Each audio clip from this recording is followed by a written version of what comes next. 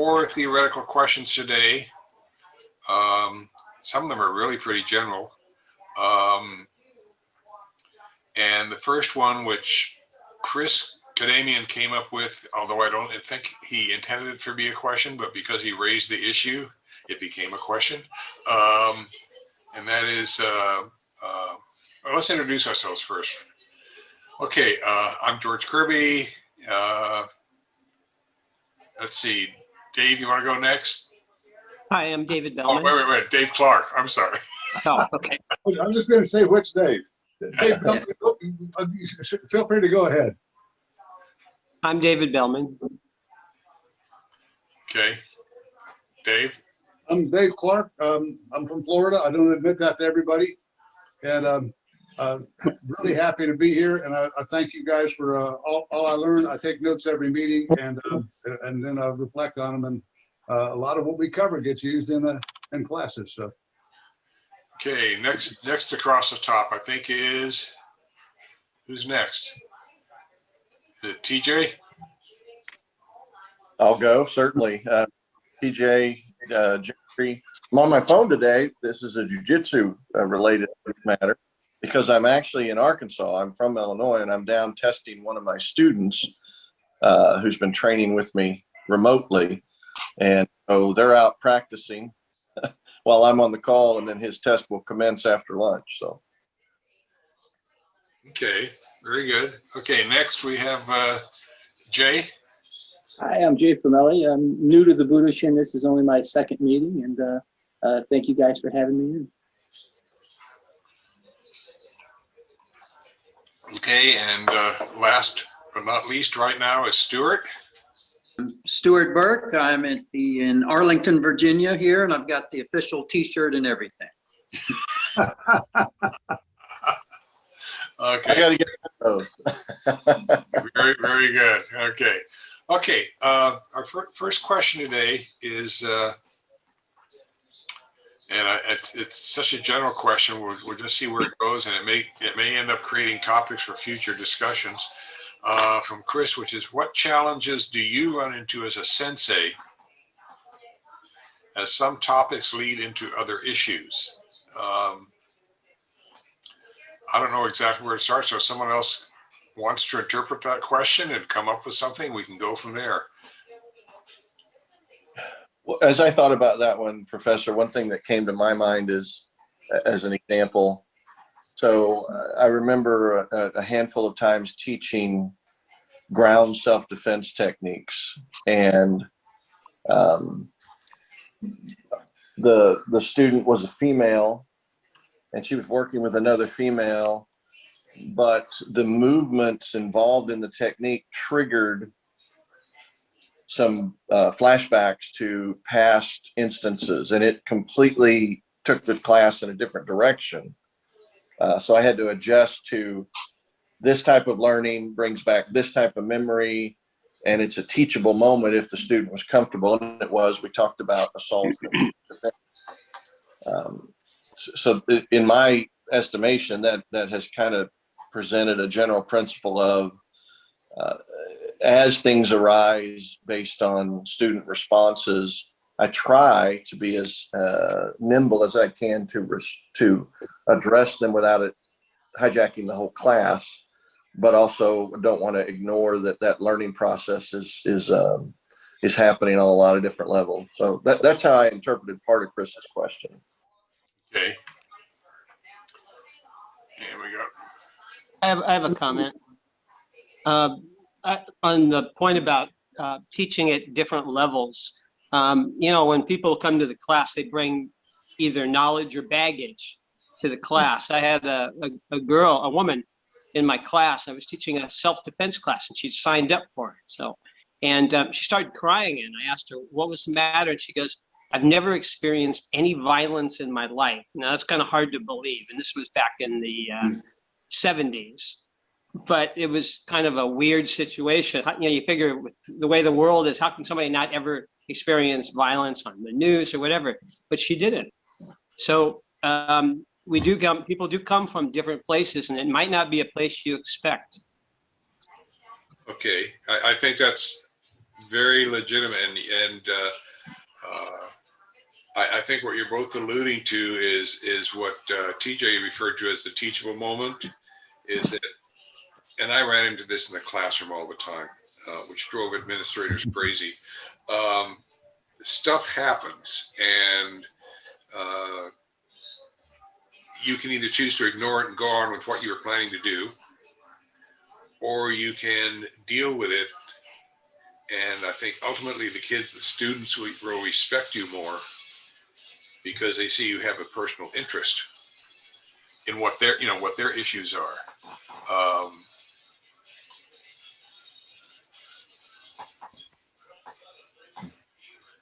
Yeah, okay. I'm just trying to think here, but let's go. We have 2 more people here. We have Robert Jones. Want to introduce yourself? Sure. Well, I'm Robert Jones, as you can see from the name, and I've studied jujitsu, kempo, kajikembo, and hold Dan rankings in them, but that's nothing new. Everybody here has that, and I've been doing martial arts. This is my 50th year doing martial arts. I started when I was a small youngster, so okay. That's okay. Is Jonathan Lyons anywhere? Yeah, I'm here. Okay. You want to introduce yourself? My name's Jonathan. I've also been studying Jiu-Jitsu and also Wing Chun, which I started as a teenager, and I'm really enthusiastic about the martial arts. I enjoy reading about the martial arts and studying martial arts. And today is my graduation day for my Masters of American History. Right after this meeting, I have to go into my virtual commencement. good for you. Congratulations. Yeah. Congratulations. Congratulations. Thank you. Good. Very good. Okay, where were we? Okay, other challenges anyone runs into as a sensei? Oh wow. I mean, in terms of either having to, stuff comes up, stuff happens, and you have to change your direction in class, or One of the challenges, I use a rotating curriculum just because I don't have the manpower or the time allotment to have ranked classes. And so I have a brand new white belt with a senior student. But it does give me the opportunity to have the senior students assist and can cultivate them as leaders. But I've gone back and forth on, do I use rotating curriculum? Do I try to have these segregated standalone? And I always come back to the rotating curriculum, but I've noticed that the teaching dynamic, especially when we get to testing, really takes on here's what a white belt looks like when they do this technique. Here's what a black belt or brown belt, whatever, looks like when they do a technique. And the students end up teaching each other by experience levels, because when they test, they're testing publicly. And I explain up at the front, if you're brand new, I have this expectation. If you're a senior student, it needs to look like X. And they're watching each other do that. And I'm still not sure if I've added stress to my life doing this or if I've discovered something that works, but it's my system. It's what I've got. And so that poses challenges and some really high moments as well. But I think that's I've what you're saying is very true. I would expect a white belt doing a Koshinagi not to do it at the same quality as someone even going for 4th Q or brown belt or black belt. And I usually say, particularly for green belt, which is the first belt test, I'm looking at, number one, take your time. I'm not looking for speed. That's your enemy. But I'm looking at particular things you do in the execution of the technique. If those things are in place, as you move up, everything else will fall into place. And once they realize I'm not looking for perfection, I'm still trying to get there. And we all are. That it helps relax them a little bit, because they don't feel they have to do as a white belt doesn't feel he has to do as well as a person who's testing for brown belt. And your standard, your standard is the same, whether it be for white belt or brown belt or black belt. It's just you've got different. You have different.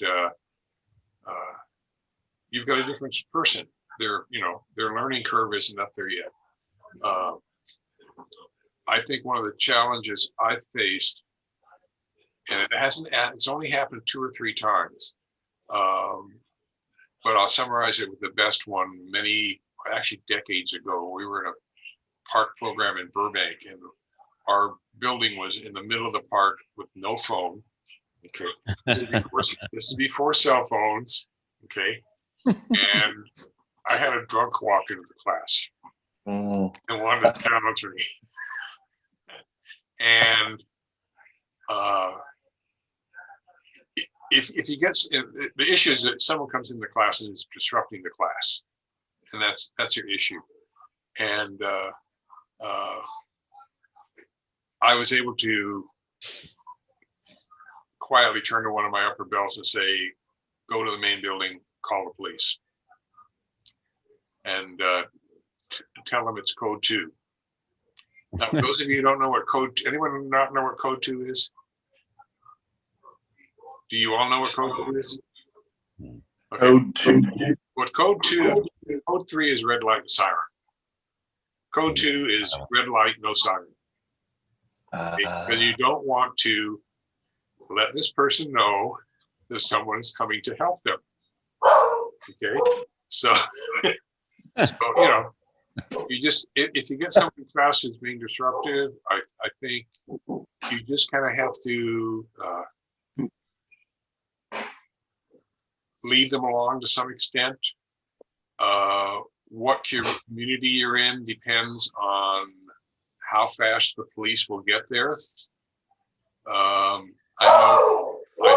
I know in this second here.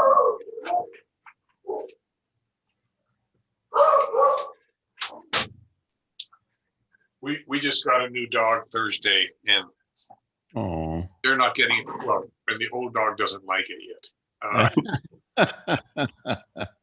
She's a German Shepherd, absolute sweetheart, very well, town dog, very obedient, can jump over gates. But anyway, if you get someone who's being, coming in being, you just really have to lead them along until help arrives. I know in Burbank, if you call the police back in the 80s, which was when this was, they would be there within a couple minutes. I know up here in Santa Clarita, you call the police, sheriff, they'll be here within a couple minutes. If you're in the city of Los Angeles, 10, 20 minutes, half an hour, depending on the time of day. It could be a long, sometimes it can be a long time. Then you have to make other decisions. Yeah,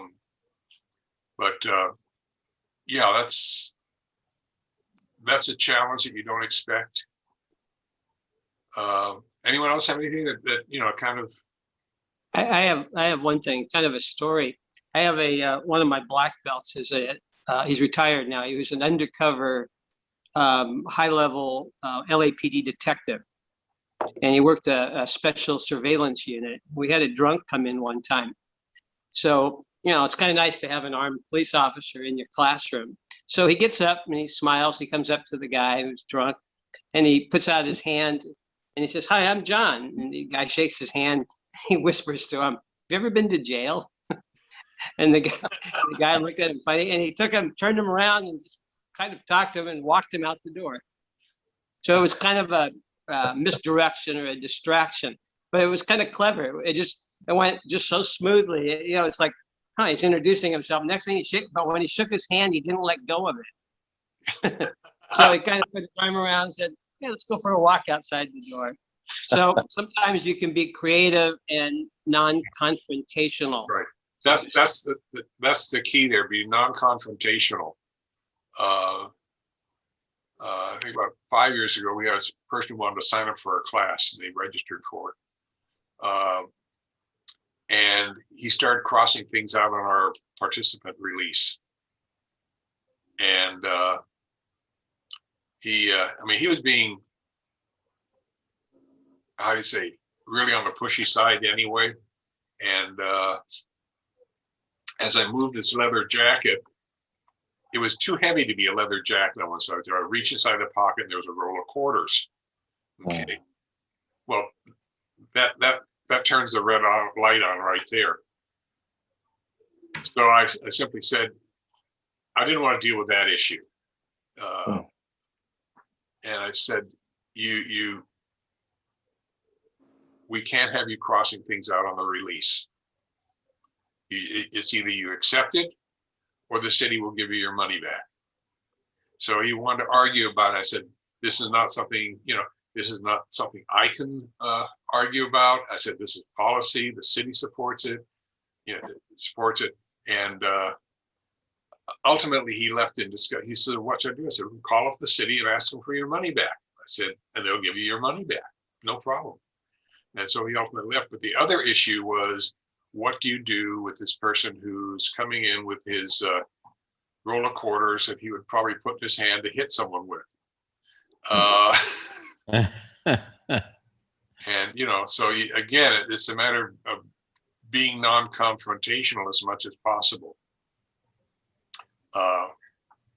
Okay, any other unique challenges that some of you have run into?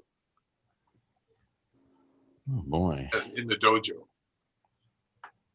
Sometimes when you have, especially with children with special needs, what some kids or parents interpret as a behavioral issue is like, for example, somebody's autistic or whatever. It's a different level, and not all instructors know how to handle it. So what happens is you can take a child that's on the spectrum and cause them to spiral very quickly by saying the wrong thing. Okay. So sometimes you need to treat it as such and not make it special, but redirect them into what you're doing in class. And each one has this is what I've learned, has a special need or a special understanding. I'm not sure if that's the right word. And like, I'll give you an example. I had a child that liked to run all over the place, but the kid was really into airplanes. This kid was 11 and on the spectrum. So what we did is and I couldn't get him to stay in one spot on the mat. And it was kind of annoying when I'm teaching one area and he's running around behind me, whatever. So I took one little section of expando mats and I told him that that's the airport. And you have to stay in the airport so the planes don't have problems. So we stayed in that part of the mat. We've also taken the little seams on the mat where they're showing and say, okay, this is your special section and the rest is an alligator pit. You got to stay out of the alligator pit. So sometimes you can relate to kids in a different way, and they do, because they don't want to get into the alligator pit or they don't want to go out of the airport. So sometimes you have to creatively look at it rather than getting angry, getting upset, or spiraling them out, because then it might take your entire class and then some just to get them back to normal, and nobody learns. Okay. So that's kind of how I deal with that. And first thing I do when I discover that a person's on the spectrum or has some other issue is I observe them. I look at what they're doing. You don't criticize them and you don't judge them, but you look at them and you say, okay, what is it? How do they see their world? And then you modify this little tiny piece in their world so that they don't do it. And those are just a couple of ways that I've dealt with that in the past. It's a valid approach, and we've actually managed to segue into the second question, which is most difficult. What is the most difficult student you've ever had, the student or the parent? And I know there are times that there are times when if I have a student who's having a problem, there are times I will communicate with the parent. And that's usually early on, because if I see a situation, I'll ask them, what's going on? Can you give me some background? So I can work with your son or daughter. And most parents are really cooperative on that. The general question I'll get from them is, do you mind if I sit and watch the class? And I've always had a policy that, anyone can come in and watch the class. And so I said, no problems. The only issue I've ever had was there was one grandparent who has always brought their son in and would videotape the kid all the time. I never was able to get a good explanation. So his rationale was, we want to have stuff so he can practice at home. And that went on for about 8 or 9 months, until a parent of another child came to me and said, I really don't want my kid on the video. I don't think it's right that, and I had to ask the grandparent not to video the kid anymore in class, because the city policy would support that anyway, not, videoing without a person's permission. And 2 weeks later, the kid stopped coming to class. I really don't know, what was going on. There were some adults that were concerned, well, maybe he's trying to see if you're doing something wrong. And it's something, and with smartphones today, it's amazing how much stuff can be videoed. And you as a sensei sometimes have to be very careful what you say and do. It's a sad commentary. I've never worried about it, but as long as you're aware, that's a factor. I know sometimes parents will put kids into martial arts classes to help them develop their self-control and discipline. And usually once I know that, I will try to work with the kid more than the parent. Because I found, how do you say it, too many times the parent is as much of the problem as the child is. Yeah. Well, isn't that the truth? And True. particularly with teenagers, because teenagers want to be independent. But they really need, on the other hand, they really want that parental support or sensei support or someone that has their back. And usually it's also easier to work with a kid than a parent. Once you know if there's an issue, because you can't be the parent, although sometimes you'll end up being the parent on the mat, but you have to. You want that kid. Part of the discipline is developing your own sense of self-respect, and if they can solve their problem in your class and learn how to behave, et cetera, et cetera, et cetera, then the kids pick up on that stuff. They're very perceptive.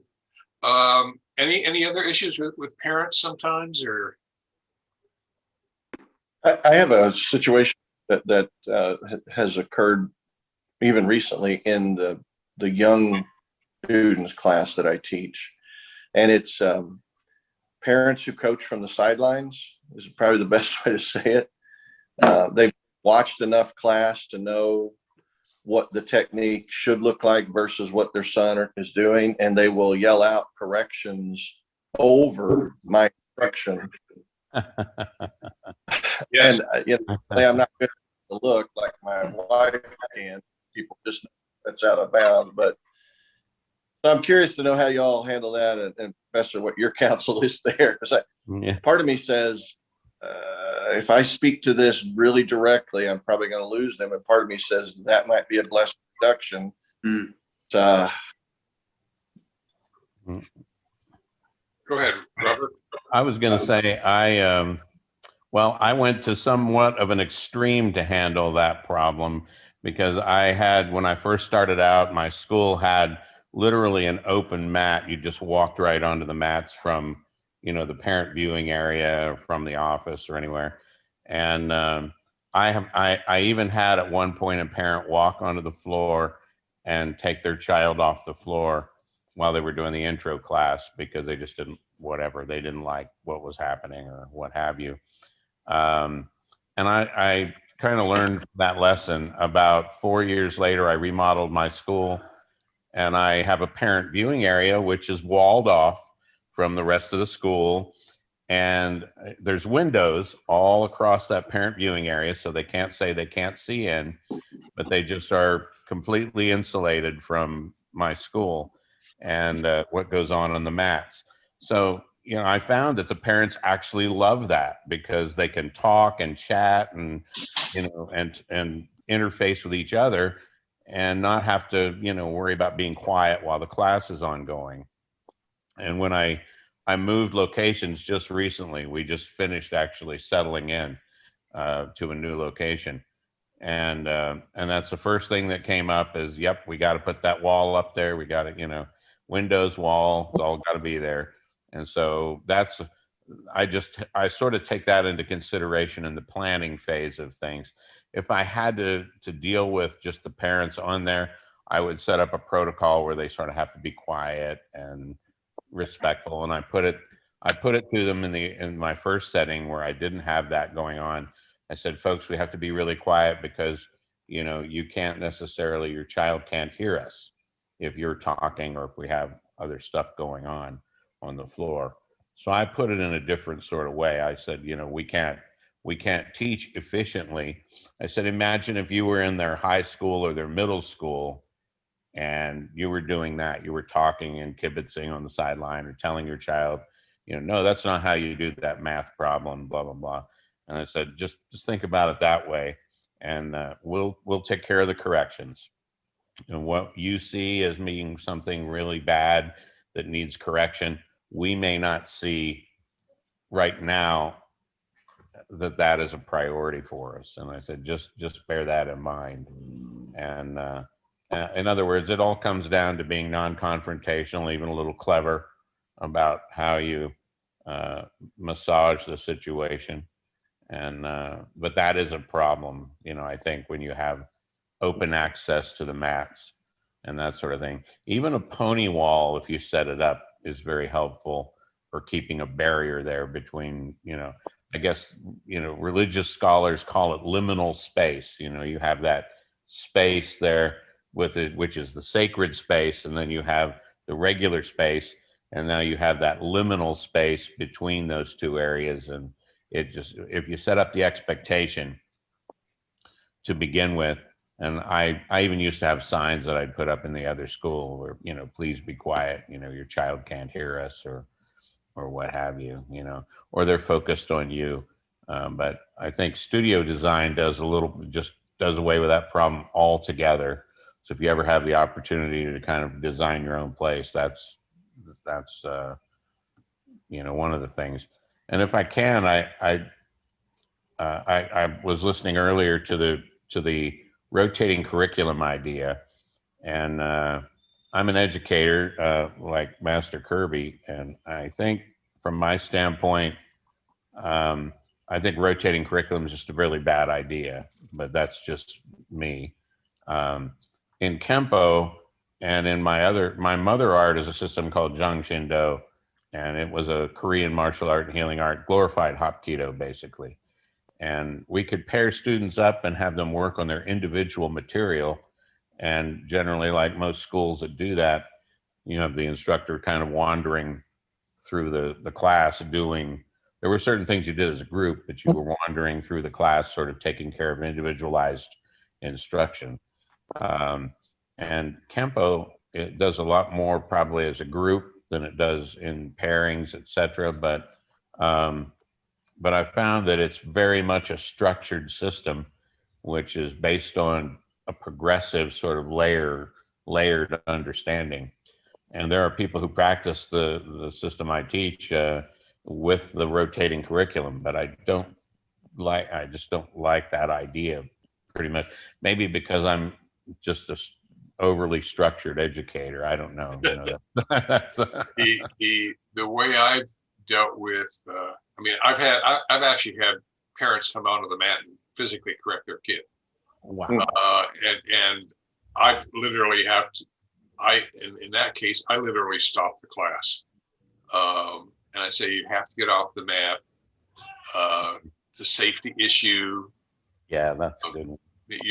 Your priority has to be, when you're talking to the parent, this is a safety issue. I can't have people, you know, your son, someone else, your son or your daughter is doing fine. They will get better. I have faith in them. Usually I'll try and pull the parent. If the parent is coaching kids mad, I'll say, you know, we really can't have this because your talking creates a safety hazard. You always have to, how do you say, depersonalize it, in that it's a safety hazard.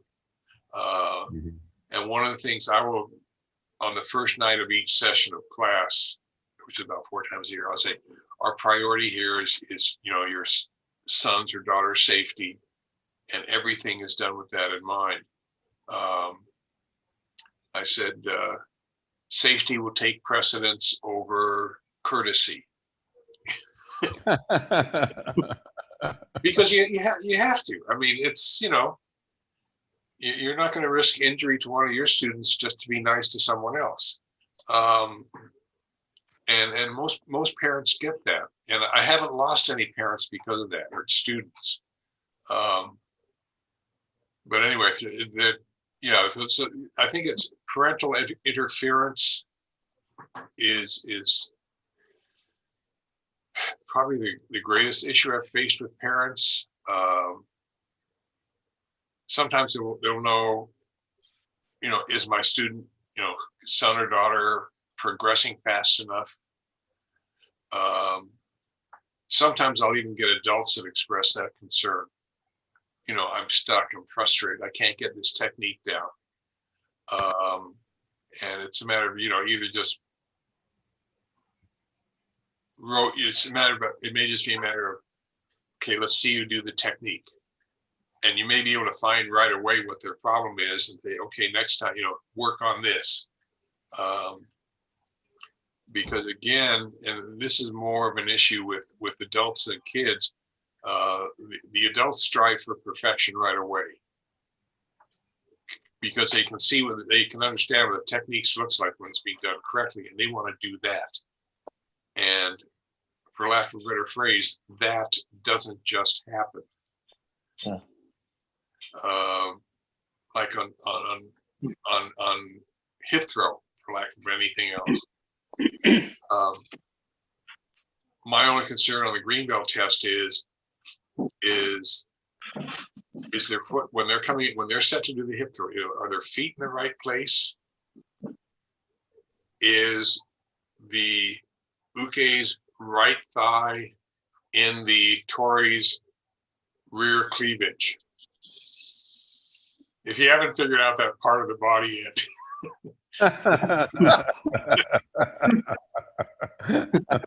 you don't have to be serious about that.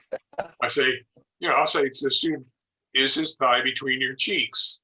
You know, and they're be kind of dumbfounded. I'll say, you've got 2 pair of cheeks. One pair is on your face, the other pair is at the other end. And they get it, you know.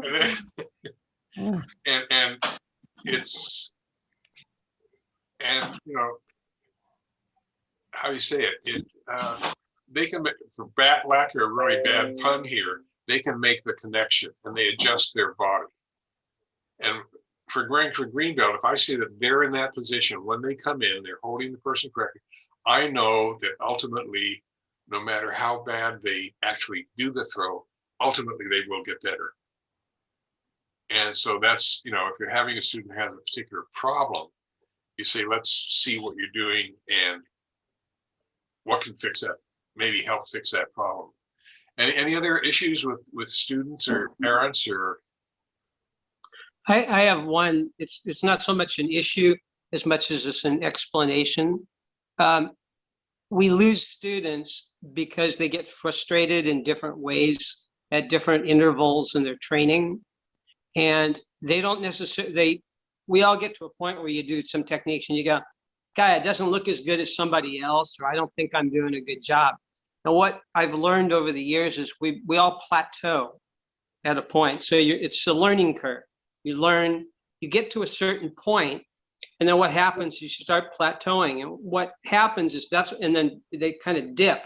And people think that they're losing it at that point, and that's when they leave the class. And in reality, what's happening is they're learning new principles and concepts and ways of doing things, and they're in the process of assimilating them into their techniques. So that's where that downward spike comes. And then what happens is once they put it all together, you start doing it again until they plateau. And that's kind of how the learning process goes. If you realize that at this plateauing, when it starts dipping in there, that's when they're having problems, and that's when you may potentially lose a student. You explain it to them, you're actually learning, you're putting it together, and you're gonna come out of it a better student and be able to do your techniques better, or a particular technique better. Right. And that usually helps keep people. It's an explanation that people aren't used to. Right. I mean, I found it's a matter, a large part of helping the student to develop the self-confidence that they're okay. Yeah, they're having problems with this technique. It will work out. You're not different from any, I don't want to say you're not different from anyone else, because that's a bad thing to say. They don't want to be like anyone else. But, this is a common problem. It will resolve itself. Just, have faith in yourself. And it's really important to say, I have faith in you. I know you're going to come out of this okay. Because when they get into that dip, they're looking for someone to give them a sense of security, that they're okay. And but yes, David, you're right. That's where you tend to lose students, and they get that downward curve, and they don't realize that downward curve is part of their process of assimilating and incorporating and all this other stuff. And it's it's like if you're making a cake, you follow the recipe fine, fine, you're on a plateau, hunky-dory. But if you start saying, well, what if I add this to the cake mix? And what if I add this? And sometimes things don't work out. That can be disappointing. My wife and I are both great cooks. Well, good cooks. I'll say for me, good cook. My wife's a great cook. But when I was a kid, my first cake was first thing I did was a spice cake that I made out of a box, when you still had to add stuff. And unfortunately, I used baking soda instead of baking powder. Oh. Cake looked delicious. I mean, it frosted, everything. It just came out perfect. Tasted like soap. And that was really just, it was really disheartening to me, and, it frustrated me. Now you laugh at it, but I think the same thing happens in anything we do. If we start trying things, we're inevitably going to make mistakes, which brings up an important point. And we're gonna go on to the next subject.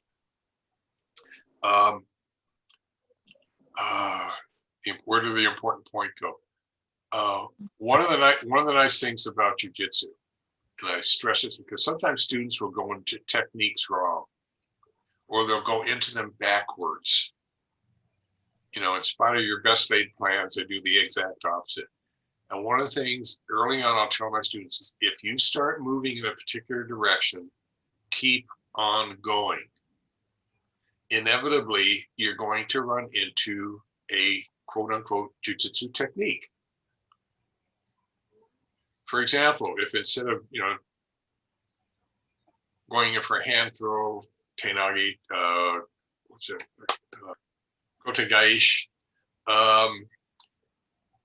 instead of you turning it one way, you turn it the other way. Well, if you keep on going, you're going to end up with a wrist lock takedown, which is, we call it Teikubi Shimiwaza, which takes them to your right rather than to your left. But don't stop and start all over, because because how do you say, on the street, you don't get a second chance. And as long as you have some control over what you're doing and some control over that person's extremity, keep going in that direction. Eventually, you're going to end up with a technique. And once they, and it's what's also really important, if you get them, if they are going backwards on a technique, you need to work with them on one-on-one to continue that movement into a technique, even if it's a technique they haven't been taught yet. Because this is an ideal moment for them, you know, not necessarily to learn that technique, but to realize that if they keep on moving, they're eventually going to get into a technique. And that's a skill that is separate from learning techniques per se. And that's one thing I'll do with my students. If I see them going in the opposite direction, I keep on going in that direction. You'll eventually get to something. If instead of going into a what we call an uriguruma makikomi, armbar winding throw, and you're turning your left hand counterclockwise, they end up going clockwise, I'll say keep on going. And then they realize, and that's the easiest one to work with, because eventually they realize they end up going into a shoulder lock takedown just by going in the opposite direction. And that skill, to me, is very important in terms of street self-defense. Because, you know it as black belts. If you go in the wrong direction, eventually you're going to run into something else. You're going to run into another technique. It's inevitable.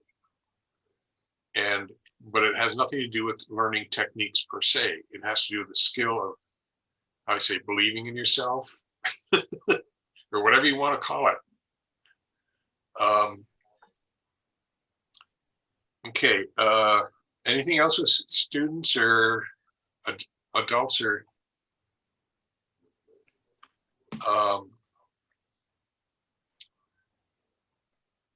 I had, let's see, one other thing. When I taught junior high, I had a kid. He came into class. He was known school-wide as Baby Huey. Oh, Remember the cartoon character? yeah. Okay. He was built like that, really overweight. And the kids were absolutely feared being thrown by him because they were afraid he was going to land on them and crush them. And the first time he threw a student, this kid was so careful, even when he got to doing karate makikomi, body winding throw, he did it with such control that his body would not land on the other person. And what happened, and I have no control over this, other than I wouldn't let them call him Baby Huey, was that they started calling him, they realized he wasn't a threat to them. He was considered, he was careful, he didn't want to hurt anybody, that he was actually a pretty good kid once he got beyond his physical characteristics. And my jiu-jitsu classes took him under their wing, and because they took him under their wing and called him by his real name, and treated him in a courteous and respectful manner, other kids in the school also did it, because my kids wouldn't put up with other kids calling him names any longer, calling him Baby Huey. So sometimes if you get a kid in your class who has he had a weight problem, but I think more important than his weight problem was that his self-image was really shot, because that was his name at the junior high school. It changed his impression of himself. And if you're a teacher, or a parent, and you see a kid that changes if a student changes their self, I don't know how to use the correct words. If a student can anyone fix me here? I can't. Self-perception? What? Self-perception. Thank you, Dave. That's right. If their self-perception changes for the positive, you as a sensei have been absolutely remarkable. Hmm. And it's not because you did anything, because you probably haven't. It's probably because, you know, the class has taken care of, you brought this lost gosling, so to speak, or lost duckling, brought him into the family and made him part of the family. And that's I mean, as a sensei, that made me feel really good that they were willing to do that and extended themselves to help this other kid change his self-perception. And he spent the next year and a half in my jiu-jitsu class, at least 1 hour a day, and you know, he had a great time. The kids enjoyed him, and you know, it's nice to see. What else do we have on kids or parents?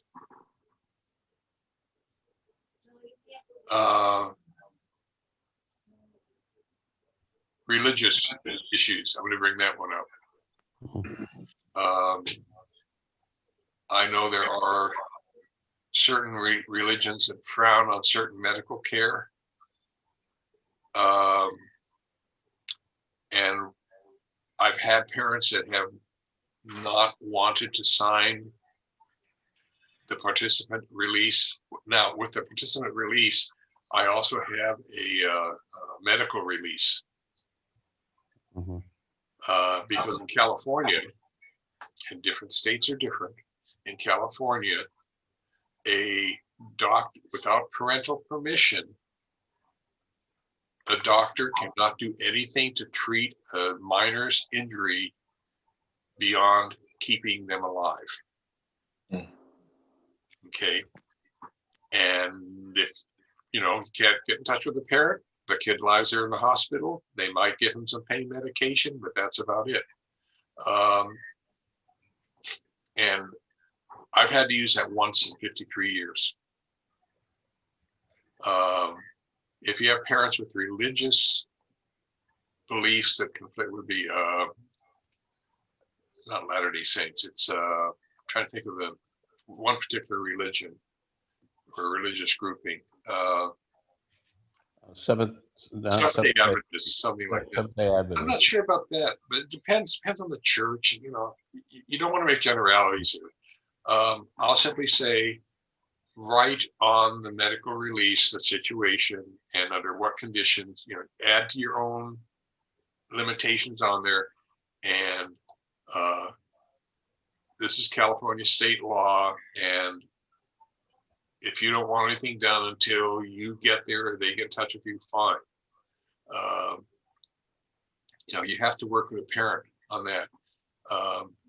And sometimes it's just a matter of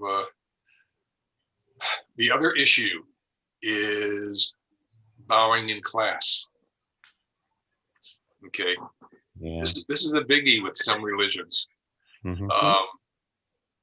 And again, I'll usually include the child with the parent on this one because they both need to hear it.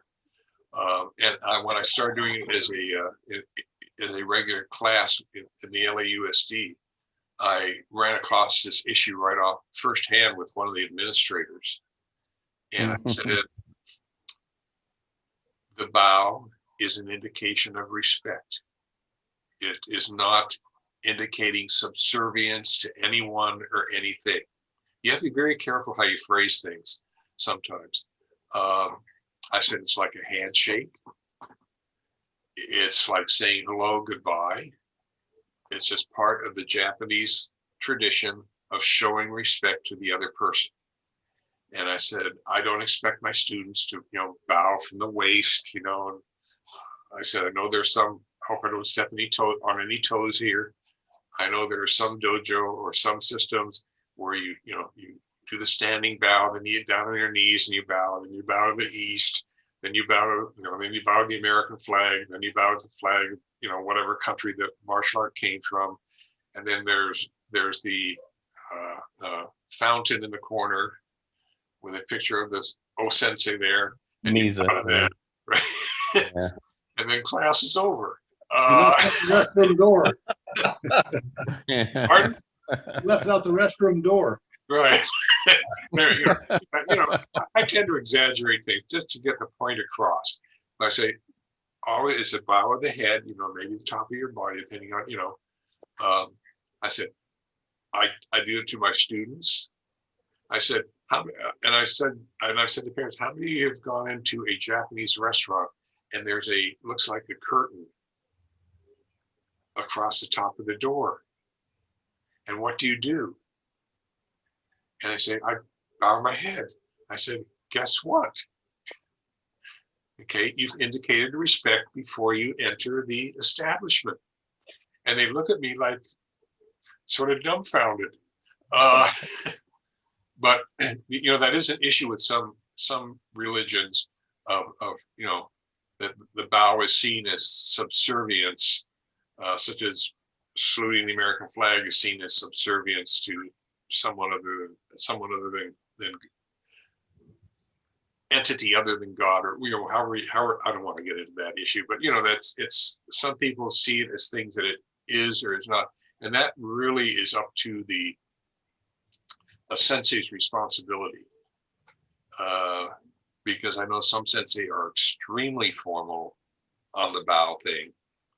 You know, you're not allowed to talk to sensei until he bows to you and recognizes you.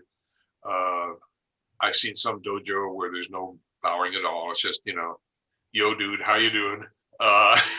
And they do an elbow tap, you know, and life goes life goes on. But yeah, you have to look at some things that can become issues between, you know. So, okay. Thomas had a question here on identifying and developing emerging leaders and sensei in your dojo. Want to start that one off and see what happens? Sure. So I'm curious to know how, whether it's formal or an informal process, different schools approach it. In my earliest martial arts training, when in '84, my instructor gave me an opportunity months in. I didn't have obviously much rank, but he saw in me what he thought was an aptitude for explaining things, and so he developed a standalone self-defense instructor's curriculum, which was basically a 1-hour course that I assisted him to do several times. And then he started putting me out as a self-defense instructor. What I didn't know was happening at that time, he was really forming me as a leader and even as a teacher.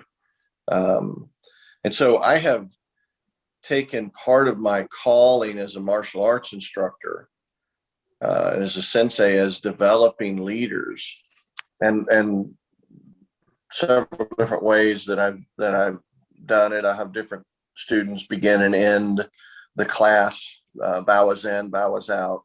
I'll have different students explain a technique that they seem especially proficient in.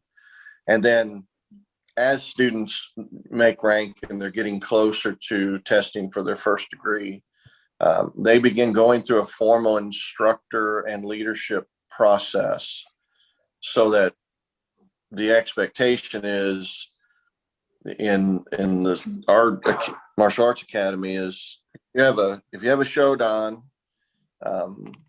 you have the opportunity to test for a sensei license. And if you have a sensei license, the expectation is you're going to be actively teaching, not just have a title. And so everything I just said so that's the culmination of about 37 years of doing it. I am curious how others are doing it, if they see that as a part of what they're to be about, and so on. Yeah. Go ahead. Yeah, I would just say, yeah, I do see that as a really big part of the responsibility of a martial arts teacher, because I think it was Mahatma Gandhi who said that it's the true test of a leader is not how many followers you have, but how many leaders you create. And I set up a formal program for my students where they meet weekly and have a lesson on some aspect or another of leadership. And sometimes this thing, I call it, I give them a special patch. I call it SEAL team, Spirit, Excellence, Attitude, Leadership. And so they have the ability to earn that patch after having been a part of that program for a certain period of time. We give them their SEAL patch and they're ready to go. But I run them through things, very simple things like even command presence, leadership, utilization of the voice as an instrument, things that a lot of people probably wouldn't, maybe look at. And so I try to get them to understand basic leadership principles. And so as my teachers have taught me, and even some military leadership training that I've had. So I try to do that. And my end result is that by the time they hit black belt, if my students do want to go off and teach, they can earn a teaching license. If they've been through my leadership program, it's pretty easy for them to get a teaching license. And so that's how I do it. I think I went to one of the martial arts industry meetings, and they had a program not dissimilar to my own presented by the ATA, the American Taekwondo Association. And they were, it was one of the more humorous meetings because they had a fellow who was absolutely interested in their program and said, well, where can we find that? And he said, oh, we do it in the ATA. And he said, well, can I get a hold of that program? He said, well, no, we do it in the ATA. And he said, well, what are you doing here? What's his was his perspective. And I thought it was rather funny, but of course they have their in-house leadership program. What I will usually do is I let students of different ranks work out with each other, and this allows me to see which students. Sometimes I tend to watch the upper belt more than the lower belt. How they're explaining things. I will never criticize. I will not, if the student is showing something and they're not showing it correctly, I will, to a lower rank, I will not call them out on the mat for doing that. To me, that's an absolute no-no. What I do is after they've been working out, I may talk to them aside and said, you had a problem with this, and next time try it this way. And they'll say, well, did I teach it wrong? I said, no, you were teaching it differently. And this might make it easier for the student to learn next time, okay? Because students, they do want to show, to me, a student who is, has a potential of getting to black belt, you can pick up fairly early on. They want to show that they know what they're doing, and they want to be able to show it to others, because that's part of building their self-confidence. So that's one thing I look at.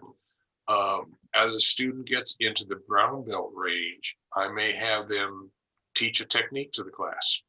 You can do this well, teach it. And they'll say, well, what if I make a mistake? I said, so you make a mistake. I said, the mat won't disappear, Life goes on. And I said, and one of the they tend to think of senseis as being perfect. And I said, I make mistakes all the time. I said, that's part of teaching. I say, particularly it works really well if I've missed a block. And like I say, 2 weeks ago, I got hit in the face because I missed a block. I said, I'm a black belt. Okay, so don't worry about making a mistake. You'll get better. So part of it, again, is in the brown belt range, I'll start having them teach a technique or two. And sometimes if a student asks them, well, how do you do this? Or what about this? They'll look at me and I'll go back and say, explain it. I mean, yes, it's putting them on the spot, but most of the time they will do reasonably well. And you can always fix it afterwards. That's how you help people develop self-confidence. The other thing, as they get up towards black belt, I will not promote a student to EQ unless I believe they can be a black belt, and they know this. They know this up front. I'll tell a student, I said, if I promote you to EQ, this is something that you shouldn't be more than a half a year. It's just to allow you to smooth out techniques, to improve some of your teaching skills, where I can really look at you and see what is your potential as a sensei. Okay. They know that for their first degree black belt, they have to also have basic Red Cross certification. They need to have CPR certification. They need to have concussion awareness training, which is, by the way, if you haven't had it, you should get it. It's free. It's an idiot-friendly course put on by the CDC online. Takes about a half hour of your time, and you get a nice certificate, which is free. And I mean, we're aware of most of the stuff anyway. But particularly if you work for a community agency, since particularly like football and stuff like that, they're concerned about concussions. We very rarely have them in jiu-jitsu, but they do happen. It's just it helps make the agency more confident in you. And that's for Shodan. Okay.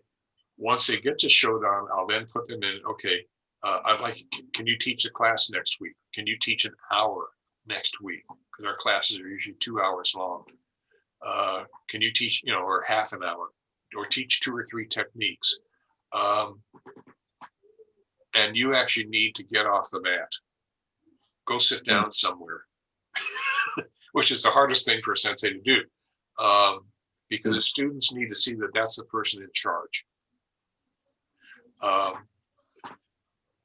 If I've seen that they can, teach the class well for a while, and they can handle questions, and that's the hard part. Can they handle questions from the students?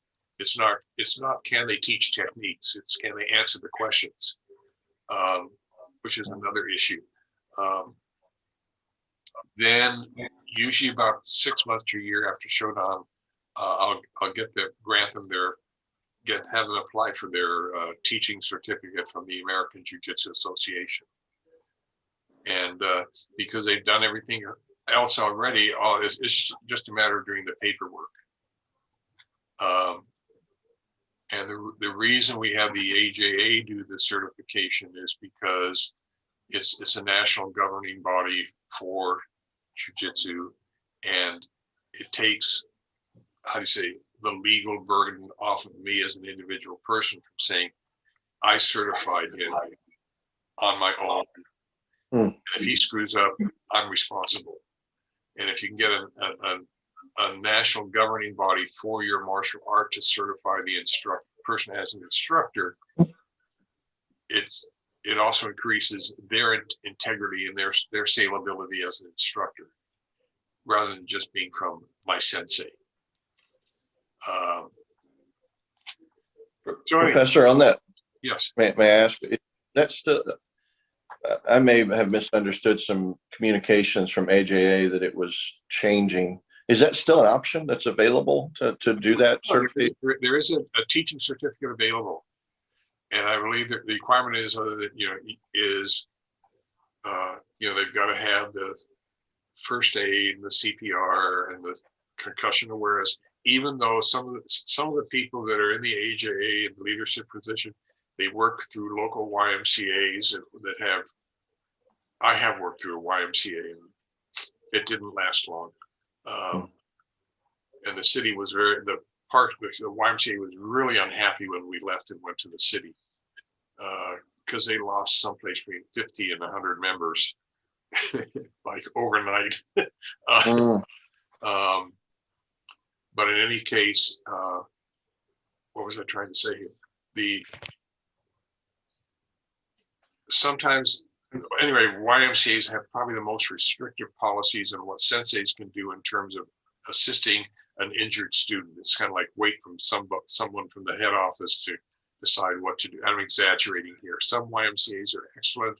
Some YMCA's I wouldn't want to deal with, period, because they're so, how do you say? First aid is first aid. And I as a teacher, I have, when junior high, if I had a student seriously injured, I had no qualms over going over the head of the, of an administrator.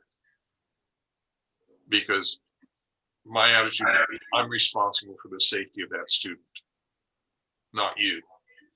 And when push comes to shove, the parent needs to know that I did what I could. But anyway, the AJA still does that.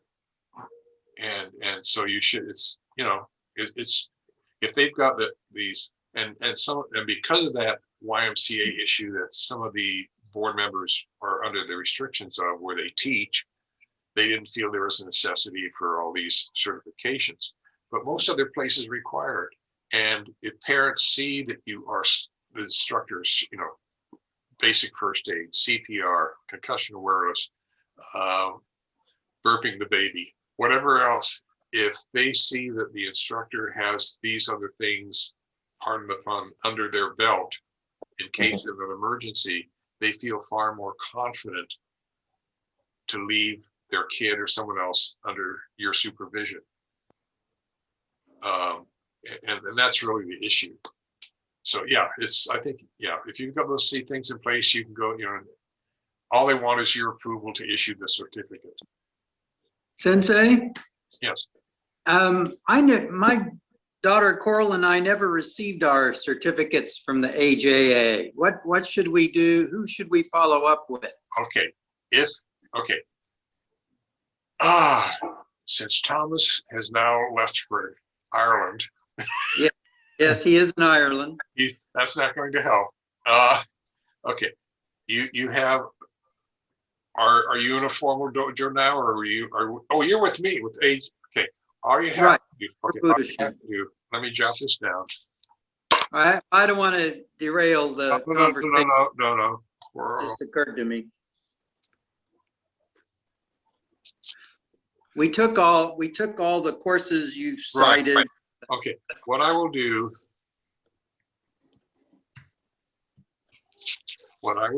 is I will get to that, and I'll get back in touch with you. I think there's like a $10 fee or something like that. Okay. Whatever it is, and that I'll get that fee from you, and then I'll send you a receipt that has been paid to the AJA along with the certificate requesting the instructor certification, and we'll get that. It's okay. Very good. It's easy done. It takes me maybe 15 minutes. Very good. I appreciate it. Oh, no problem. Anyway, any other, TJ, did you want to say something? Or who else? No, that was me scratching my head, not raising my hand.